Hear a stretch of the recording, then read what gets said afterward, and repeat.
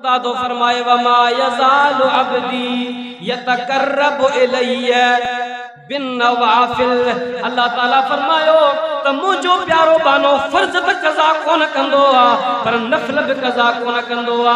नफल पढ़ी पढ़ी पढ़ी पढ़ी मु अल्लाह जे करीब थी वेंदो आ, एतरो करीब थी वेंदो आ अता उहिब्बहु एसी ते जो मां पंहिंजे उन प्यारे सां मोहब्बत कंदो आहियां। फ़इज़ा अहबब्तुहु जॾहिं मां उन सां मोहब्बत कंदो आहियां कुंतु समअहुल लज़ी यस्मअु बिही त मोहब्बत जो इज़हार मां हीअं कंदो आहियां जो उन शख़्स जा मां कन थी वेंदो आहियां जंहिंसां ॿुधंदो आहे।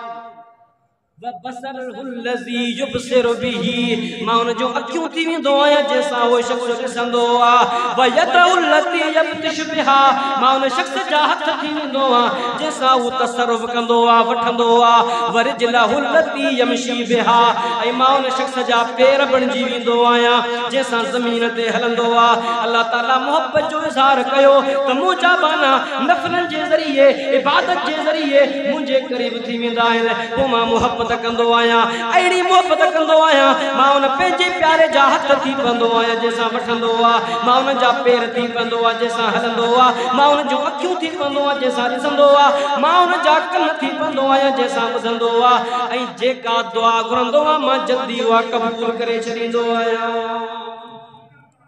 इहो ख़ुदा जे वलीअ जो शान। हाणे खुदा जी ज़ात हथन का पाक, पेरन का पाक, अखिन का पाक, कनन का पाक। इन जो मतलब छा खुदा फकीर जो अखियूं पियो थे? छा खुदा फकीर जा कन तो थे? छा खुदा फकीर जा हथ तो थे? छा खुदा फकीर जा पेर तो थे? छा मतलब? उलमा फरमाइन था, मुहद्दिसीन फरमाइन था इन जो मतलब इहो आ त जॾहिं न बानो इबादत कंदो आ, नफल कंदो आ, खुदा जे वेझो थींदो आ, उन जे अंदर अहिड़ी रूहानी ताकत अची वेंदी आ, कुव्वत अची वेंदी आ जो जीअं खुदा जो शान आ जो पंहिंजे बानन खे परे खां बि ॾिसंदो आ, वेझे खां बि ॾिसंदो आ। ईअं उन इंसान जे अंदर खुदाई ताकत अची वेंदी आ जो खुदा जे बानन खे वेझे खां बि ॾिसंदो आ। कोहे मेल परे को शख्स हूंदो उते बि उनखे ॾिसंदो आ। खुदा जो शान आ त खुदा पंहिंजे बानन जो आवाज़ ॿुधंदो आ, किथे बि हुजे, हिंदुस्तान में हुजे, अमेरिका में हुजे, अफ्रीका में हुजे, किथे बि हुजे, पंहिंजे बानन जो आवाज़ ॿुधंदो आ।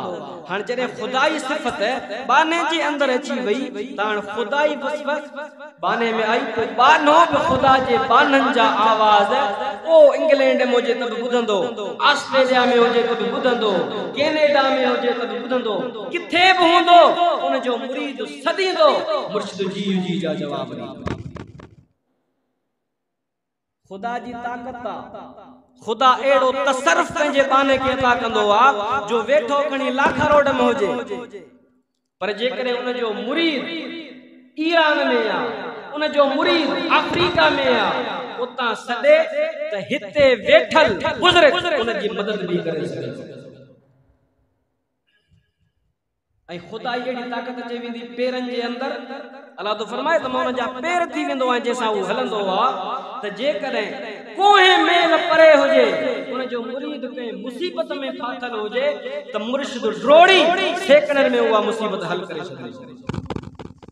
इहे सभु ॻाल्हियूं